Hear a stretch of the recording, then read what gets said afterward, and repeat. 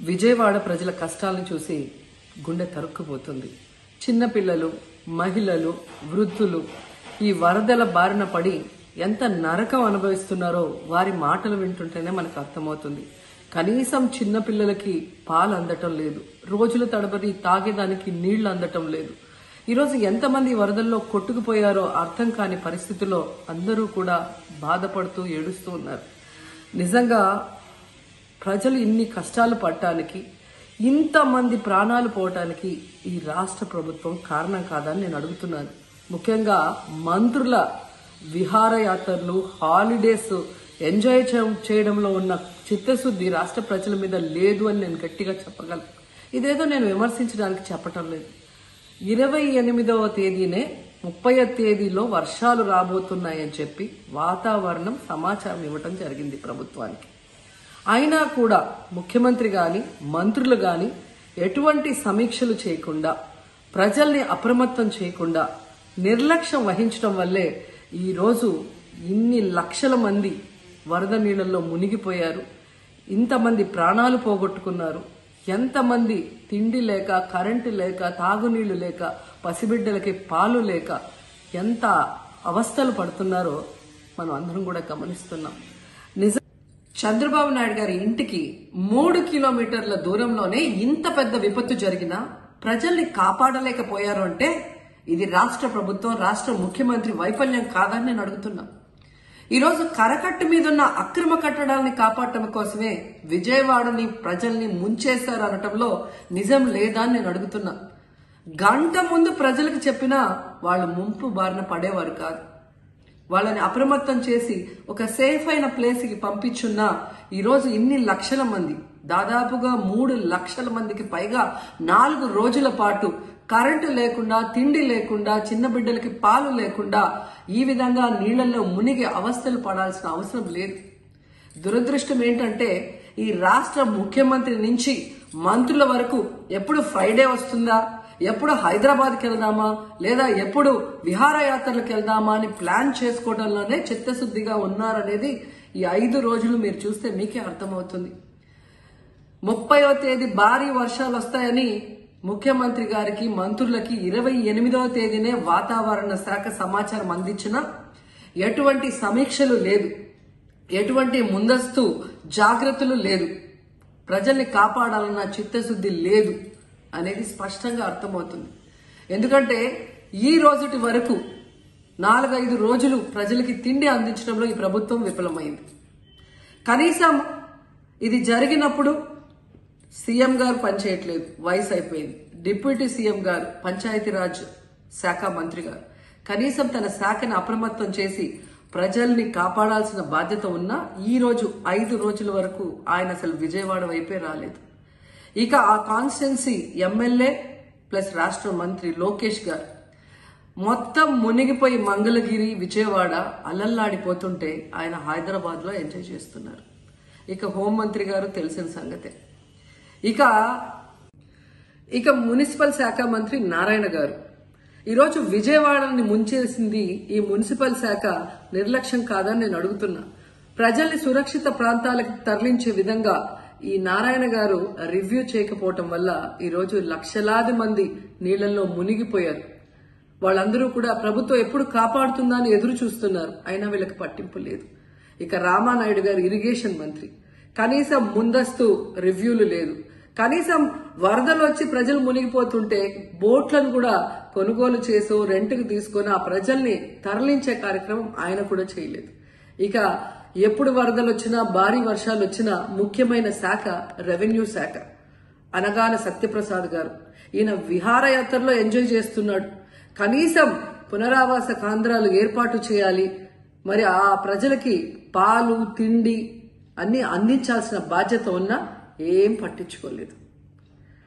So ఈ విధంగా చంద్రబాబు నాయుడు గారి దగ్గర నుంచి మంత్రులంతా కూడా ప్రజల్ని గాలికి వదిలేసి ఎలా నిర్లక్ష్యం వహిస్తున్నారో చూడండి.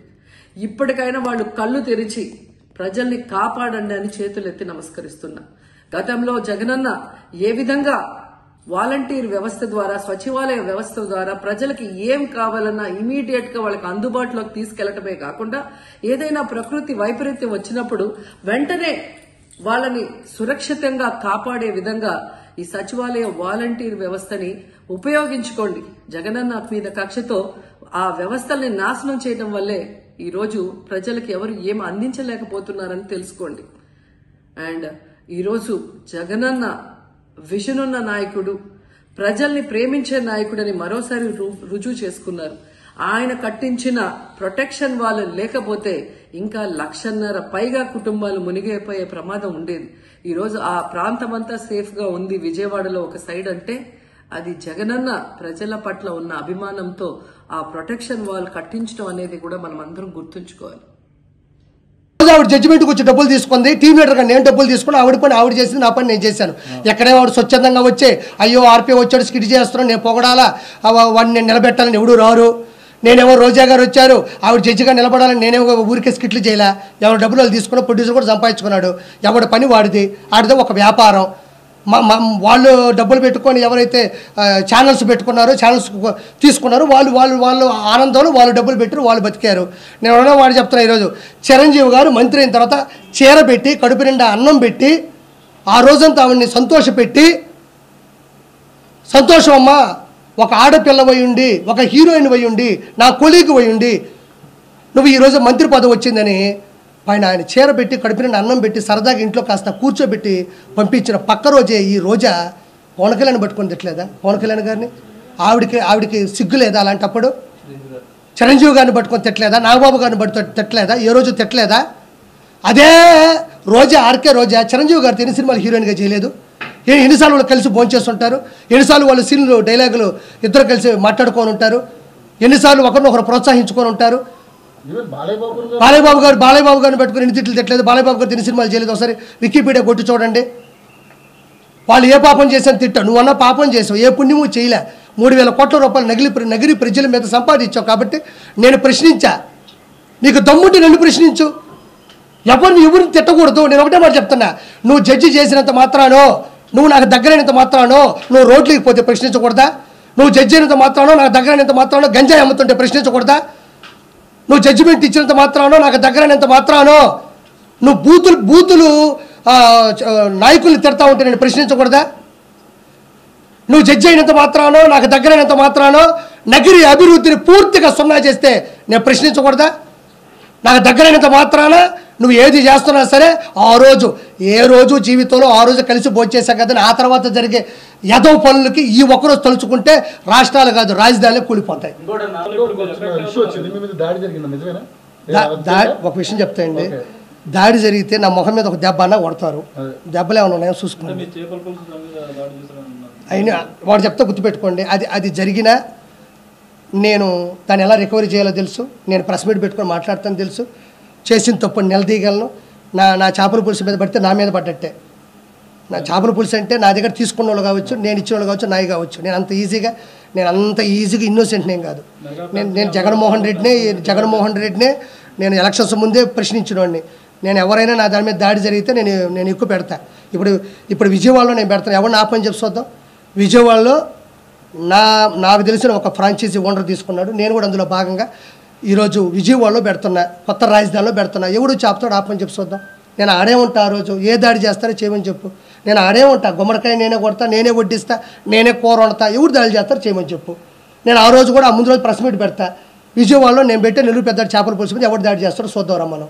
ఏమంత ఈజీ? ఇది ప్రజాస్వామ్యం, ఇది ప్రజల కొరకు ప్రజల చేత రాసినట్టు రాజ్యాంగంలో ఉన్న ప్రజలు మనం ఇష్ట ప్రకారం వచ్చి దాడులు చేస్తుంటే లా ఎట్టబోయింది, పోలీస్ డిపార్ట్మెంట్ ఎట్టబోతుంది, సెక్షన్లు ఎట్టబోతాయి, ప్రజలు ఎట్టబోతారు, మీడియా ఎట్టబోతుంది, ఆడిపోతాయి, సీసీ కెమెరాలు ఎట్టబోతాయి. అంత ఈజీ అనుకున్నారు. ఒకటి మీద ఒక దాడి చేయాలంటే అంత ఈజీగా ఉండదు.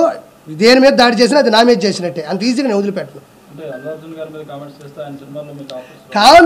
ఇప్పుడు నీకు గుర్తు పెట్టుకో, ఇప్పుడు ఒక మెస్సో పోయినావు, అన్నం తిన్నావు, ఏమమ్మా పచ్చడి లేదు అన్నాడు, ఆడంటే ఇంకా నా మెస్సగా రావద్దు అన్నాడు. మెస్స రావద్దు, నువ్వు మెస్సో పోతా.